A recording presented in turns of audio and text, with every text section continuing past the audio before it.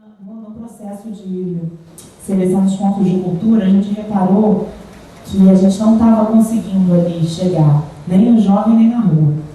O jovem e a rua não estão muito naqueles projetos. E aí, com ações locais, a gente está focando nisso sem medo, sabe? Porque como já tem uma outra ação que contempla outros tipos de público, a gente está focando mesmo nisso. A gente está fazendo uma parceria com o Eixo Rio, não sei se vocês conhecem, que é aquela instância ligada à prefeitura, que cuida das questões de cultura urbana, porque esse edital tem muito a ver com a perspectiva deles também.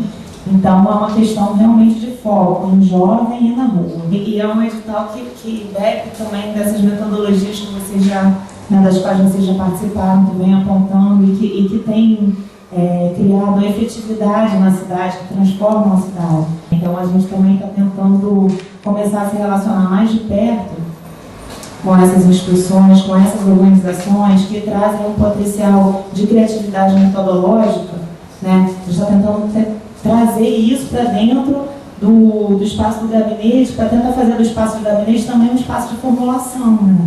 Acho que essa é uma questão que a gente tem que pensar. A administração pública, ela não é só trâmite, ela também é pensamento, tem que ser pensamento, formulação e criatividade, proposição. Tem que ser, ela não é só organizadora, ela tem que ser propositiva também. Mas para ser propositiva eu preciso se relacionar com fora, porque ninguém cria enclausurado, né? Então essa abertura, na verdade, é uma abertura para a gente conseguir também se munir de estímulos, métodos e conceitos para tentar fazer a indução para frente, sabe? Isso para a gente é um desafio muito grande. Mas isso também eu acho que é uma questão para a gente aproveitar isso para tensionar a própria lógica dos pontos de cultura, que é incrível, mas tem limites. Os pontos de cultura têm que se abrir mais para a rua, para além da instituição, sabe? Eles ficam muito voltados para dentro, é um trabalho muito para dentro, trabalho de formação para dentro. E aí a gente tem que começar a pensar dentro dos pontos de cultura como é que abre e como é que a gente consegue discutir outros modelos de formação, para além daquele modelo didático clássico. E eu acho que esse edital aqui pode ajudar muito. O edital como experiência, levantar experiências de rua que tensionem essas metodologias e a clausura dos pontos de cultura dentro de si. Colocar esse pessoal para conversar vai promover um tensionamento interessante nos próprios pontos, sabe? Porque às vezes eles não entendem o potencial de tensionamento que eles têm, que o cara está ali realizando na rua. Ele não sabe, para dentro da instituição, como que é importante aproximar-se, né? O mais efetivo de você mapear é já fomentando. Fomento do jeito que dá. Lança o edital de pontos de cultura do jeito que tem na 40 minutos. Vamos embora.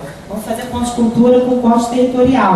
Não deu conta? Não, mas aí você já tem um mapeamento, já tem um diagnóstico, já sabe por quê. E o próximo já corre atrás da lacuna que o primeiro apresentou. Quando a gente desenvolveu o formulário de inscrição nesse modelo de perguntas e respostas, a gente foi fazer oficinas para testar a validade dessa estrutura em alguns projetos que trabalham com jovens. Um deles foi a agência. A gente teve no observatório também, sentamos com jovens em mesas grandes e fomos fazendo as perguntas para ver se eles conseguiam responder aquilo, se aqueles termos estavam apropriados, se a linguagem era justamente esse exercício de criar um campo de linguagem, né, com os realizadores.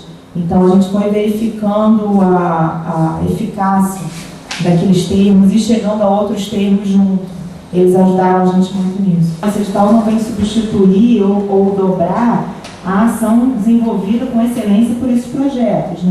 Entendeu? A gente vê, por exemplo, os jovens que saem da agência, eles têm ali uma premiação que é de quanto? 10, 12 mil reais? 10 mil.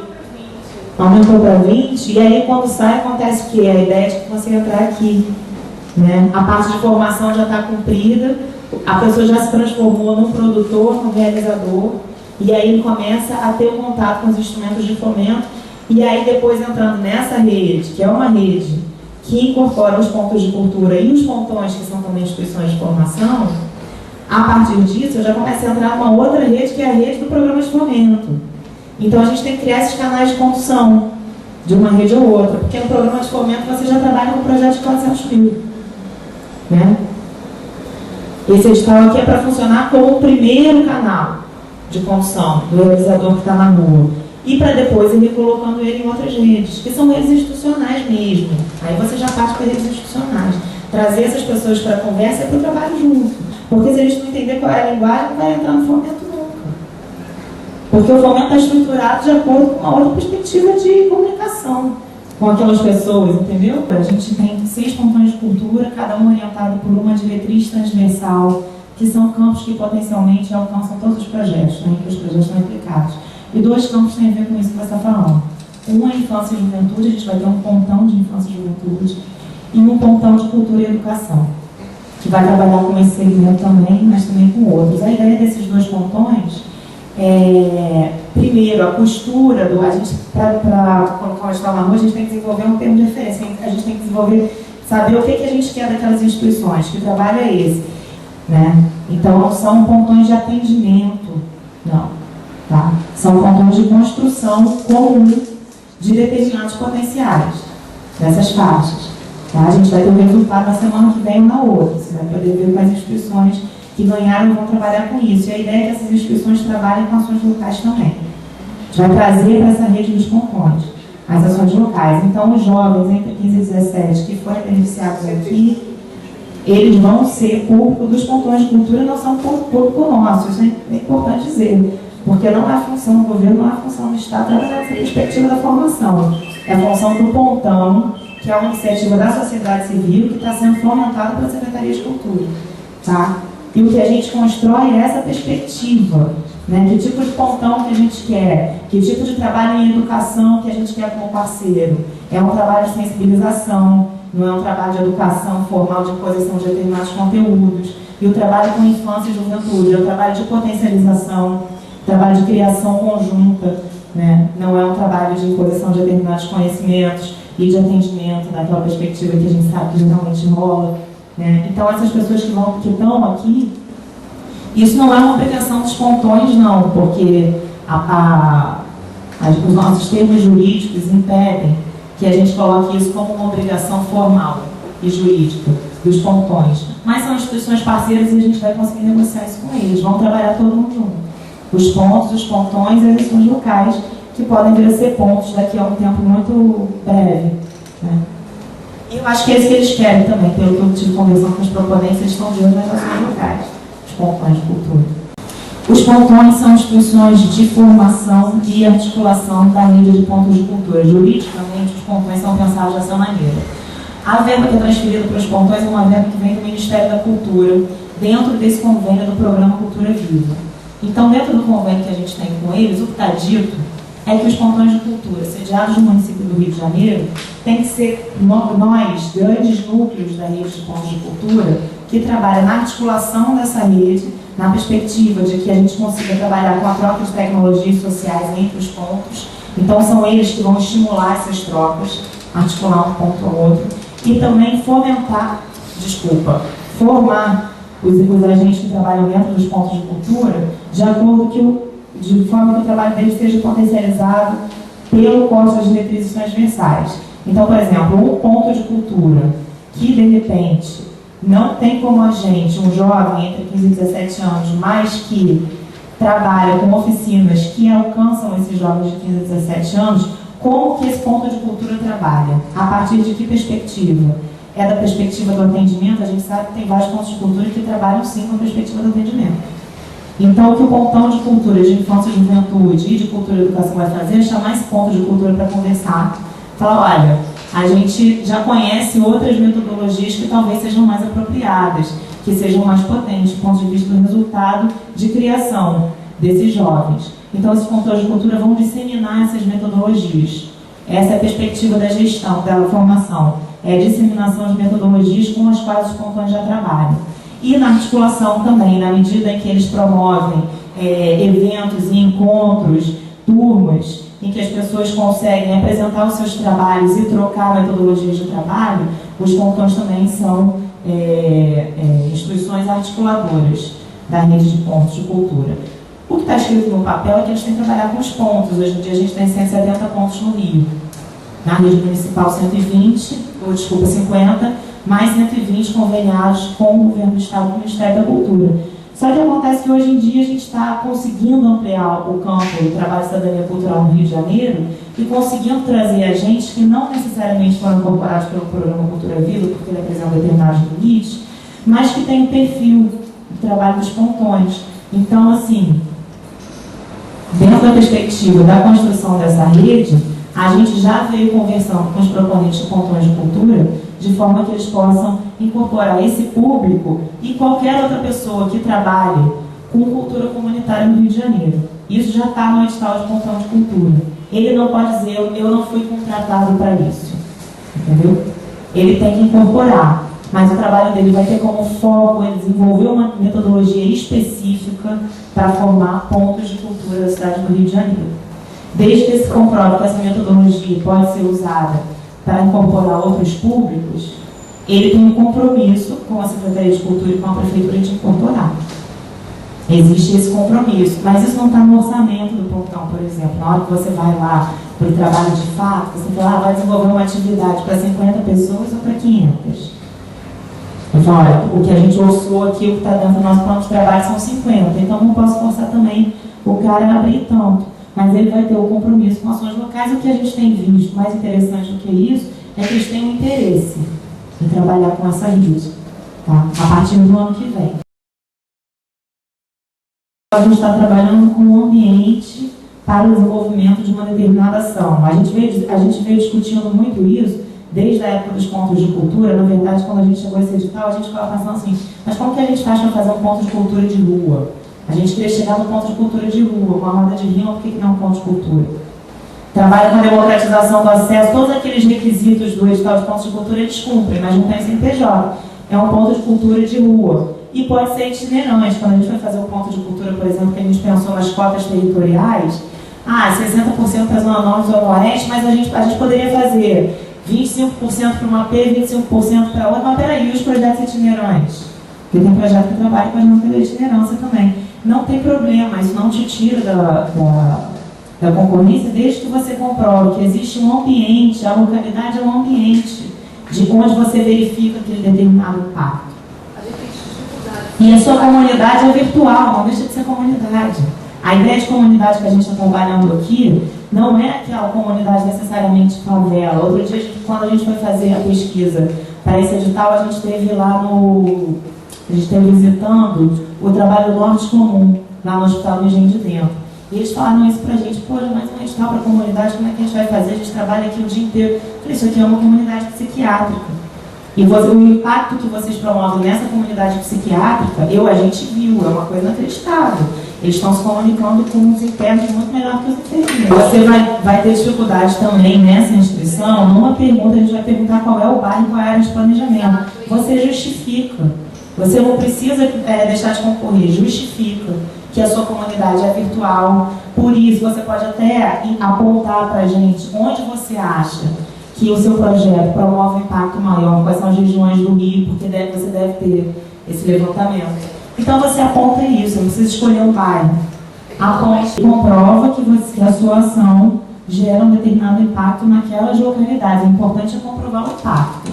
Você tem que dizer que você muda aquelas localidades de alguma maneira, tá? Mas não precisa ser uma só, não. O que não pode é a pessoa que está acostumada a realizar uma ação em uma comunidade, comprovar que ela gera impacto naquela comunidade e propor um projeto de migração para outra. Isso não pode, porque em termos jurídicos isso inviabiliza a premiação da pessoa, tá? Ela tem que fazer uma proposta de manutenção da ação ali onde ela já se realiza, tá? A gente vai desenvolver pareceres, né? Pareceres de avaliação. Os pareceres, na verdade, quando você faz um encontro presencial, é tudo muito rápido. Eu já fui lá da banca da gente, fico enlouquecida. Você tem que dar 5 notas para a pessoa que acabou de sair da sua frente, você ainda está ali no impacto da performance.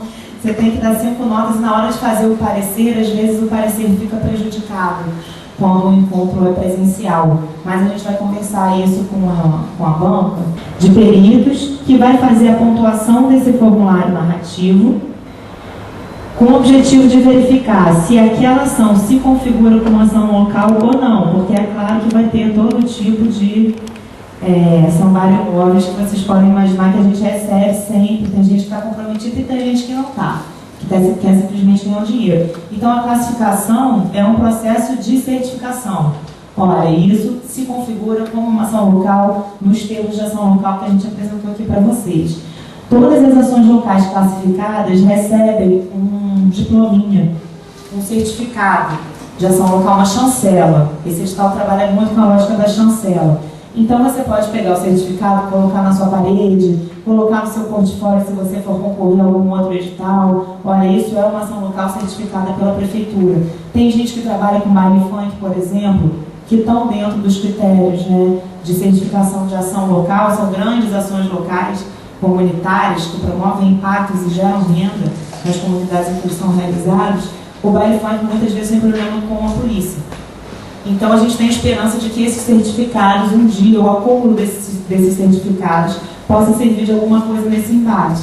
Né? Como a gente, como prefeitura, não tem o poder de fazer essa mediação, pode ser que a certificação da prefeitura em algum momento sirva, né, para a institucionalização daquela ação. O corte do 85 vai ser um corte de rede, na verdade, não vai ser de mérito.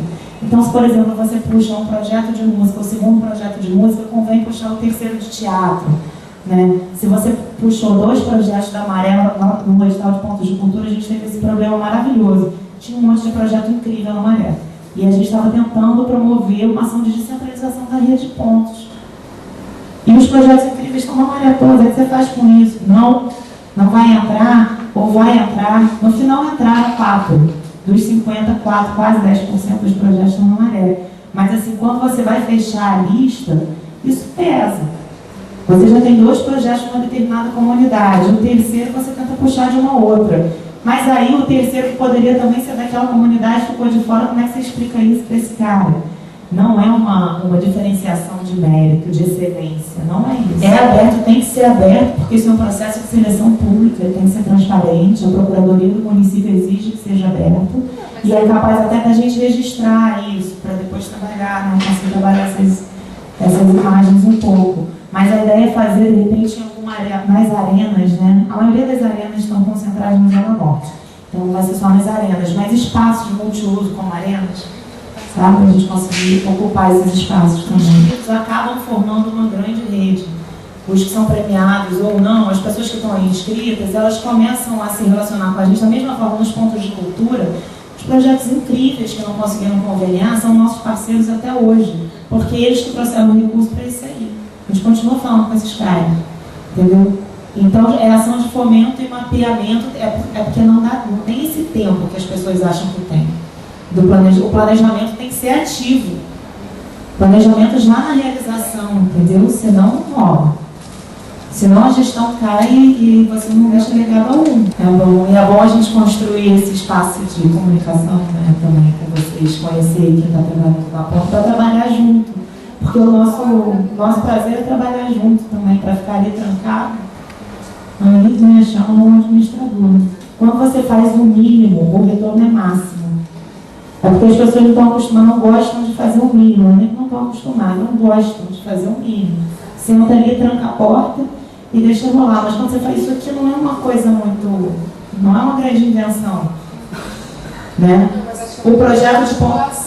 É uma disposição de trabalho, a disposição de trabalho, a articulação de rede, que já gera um retorno, porque a demanda é infinita. Quando você vai lá ver mesmo qual é a demanda, o tamanho da demanda, a demanda é incrível, é enorme. E as pessoas têm um potencial já de articulação, de criação, né, de campos comuns entre si muito grande. A coisa vai se transformando sozinha. A rede de pontos de cultura já se movimenta sozinha hoje, sem a gente precisa fazer muita coisa. Um ano. E aí eu acho que o que falta, na verdade, são a criação desses mecanismos de mediação, são os elos, sabe? Isso aqui é um elo. É um elo, da rua com o gabinete, da rua com a institucionalidade, entendeu? Tem que ver como é que a gente consegue construir fortalecer esses elos. A gente está tentando fazer uma passagem aqui, não sei se ficou claro, do produtor ao realizador e do projeto à ação. Né? A gente está tentando caminhar para um ambiente diferente, assim, não é mais necessário para estar aqui ser produtor, nem ter um projeto, mas é ser um realizador e efetivar uma determinada ação com impacto local. Não é uma planilha orçamentária, aquele Excel cheio de fórmula, não. Tá? É uma tabelinha em que você vai listar os itens de despesa e o valor total. A gente precisa só entender para onde que vai. O que você vai pagar com isso? Tá? Vou pagar o oficineiro, vou pagar equipamento de som, vou pagar o contador para fazer um CNPJ. A comissão de seleção tem que saber para onde que vai parar o dinheiro. Mas depois essa planilha não serve para fiscalização mais à frente. Você pode até, no relatório, dizer, olha, eu tinha planejado fazer isso aqui com dinheiro, mas na hora eu vi que eu ganhei o lanche, não precisei gastar dinheiro com isso. Aí você escreve um relatório. Não tem problema nenhum. Um resultado, numa atividade, ir para a rua, conseguir chegar às pessoas da comunidade, né? Tem essa perspectiva da capilaridade, chegar às pessoas da comunidade.